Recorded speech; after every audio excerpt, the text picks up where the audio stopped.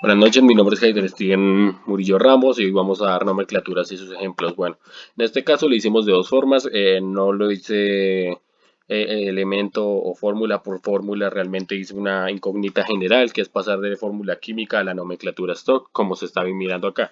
Lo primero que tenemos que saber es que tenemos que colocar el número de valencia o el número de oxidación en número romano, que es una de las partes que se miran acá.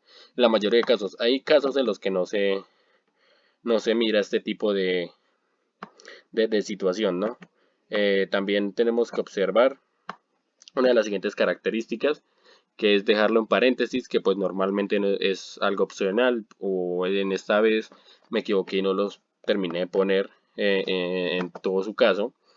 Mm, Bueno, una vez pongamos este tipo, tenemos que dar una continuación al nombre del elemento, cuando sea necesario, o se utiliza un número cero, y si el número de oxidación es invariable, no es necesario indicarlo, como se indica en estos ejemplos, en estos ejercicios. Eh, digamos, un ejemplo, el cloruro de hierro 3, óxido de cobre 1, ácido, etcétera. Este tipo de elementos se pueden dar el nombre o se puede dar la fórmula, como estamos indicando en la siguiente forma, pero acá se nos corrieron un poco las flechas, pero bueno. Esto es un poco hablando sobre la nomenclatura stock, que es una de las nomenclaturas sencillas, pero ni tanto, dependiendo también. Bueno, pasamos a la nomenclatura sistemática, que pues prácticamente lo tenemos organizado de forma un poco distinta, que estamos pasando del nombre de la formulación a la nomenclatura stock. Y pues podemos utilizar prefijos numerales de preferencia en numerología griega, según, según se esté dando. En este caso, pues no lo dimos, tampoco es una ley muy obligatoria, ¿no? También tenemos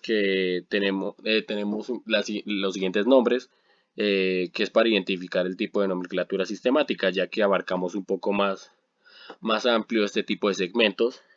Y ya tenemos que seguir unas reglas, ¿no? Que sería el número indicativo de la numerología para llamarlos, ¿no?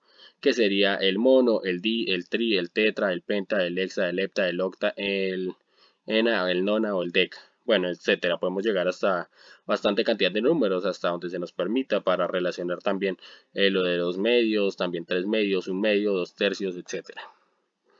Para ellos ya viene relacionado con diferente tipo de números para darle este tipo de características y no lo piden, ¿no? Pero bueno, no entraría más a detalle este tipo de numerología. Y al final pues también tenemos que tener en cuenta que al final del prefijo no se suprime, aunque vaya seguido de una u otra vocal, pero puede omitir. Bueno, hay veces podemos notar que en algunos casos lleva este tipo de nomenclatura, lleva un tipo de letra. En este caso, pues no la incluimos en todos sus casos. Tampoco es un factor muy obligatorio, se suele usar de vez en cuando, pero no en todos los casos. Se suele utilizar también en un prefijo mono o también inclusive en los demás. Si ello no se, bueno, en caso que esto no suponga algún tipo de ambigüedad en el ejercicio, se puede incluir, ¿no? De alguna u otra forma. También podemos tener unos ejemplos de tricloruro de hierro, pentaóxido de dicloro, tetraóxido de plomo, heptaóxido de dibromo, etc. Podemos obtener estos ejemplos como normalmente se muestran acá al principio, que primero vamos nombrando, digamos, por las cantidades, vamos nombrando cantidades, si es un óxido, si no es un óxido. En caso que no sea un óxido, podemos notar, dependiendo del tipo de elemento, si lo es o no lo es, y dependiendo de esto, vamos nombrándolo por tri, por penta, por hepta, bueno, como normalmente explicamos, ¿no? Por ejemplo, en estos otros también se nota que hay veces se utiliza el número romano, que en este campo sí se utilizó y se siguió la regla entre paréntesis. Y bueno, estas son las formulaciones, y estos son los nombres de la formulación, ¿no? Esto es lo que tenemos que dar, ¿no? Que se tiene que seguir un tipo de numerología muy a par, de los elementos, ¿no? Acá normalmente notamos que porque se llama un tri, pues simplemente es por los números que tenemos en esta parte posterior derecha, como tetra, como tri, como hepta, como penta. etcétera. Hay veces se suman también, podemos tener un poco más abarcado este tipo de segmentos. Bueno, en la siguiente parte tenemos la nomenclatura tradicional, que según es una de las pocas o muy pocas usadas porque realmente no la suelen usar bastante, pero yo digo que igual forma no se puede descartar ni se puede dar una irrelevancia a este tipo de nomenclatura, ¿no? Esta nomenclatura es un poco más sencilla, pero según es una nomenclatura no tan exacta, ¿no? No es tan exacta al momento de dar inclusión al nombre. Y este es uno de los sistemas más antiguos y consiste en designar el estado el estado del mayor número de la oxidación por la terminación en ico.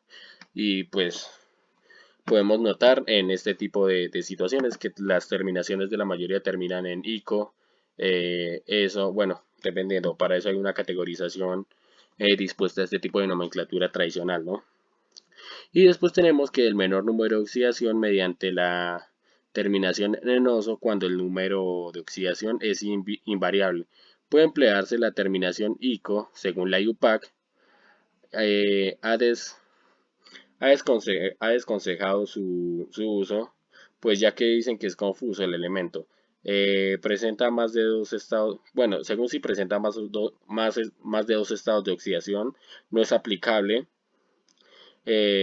según los compuestos de coordinación y se exige recordar todos los números de oxidación por tradición, aunque usándose este tipo de nomenclatura, a veces se prefiere abandonar, ¿no? Ya que pues para esa gracia usamos otro tipo de nomenclatura. Se tiene también bien creído que no se suele utilizar bastante en la industria precisamente porque es muy inexacta. Es muy inexacta y pues hay bastantes variables que lo hacen un poco confuso o inconcluso.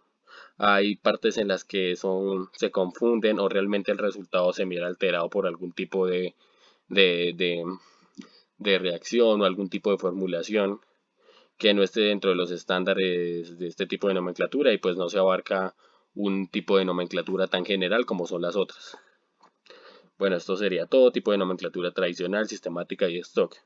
Estos son más o menos los dos ejercicios que hicimos, que fue pasar de nomenclatura de elemento a fórmula de nomenclatura y pasar de fórmula química al nombre en stock, ¿no?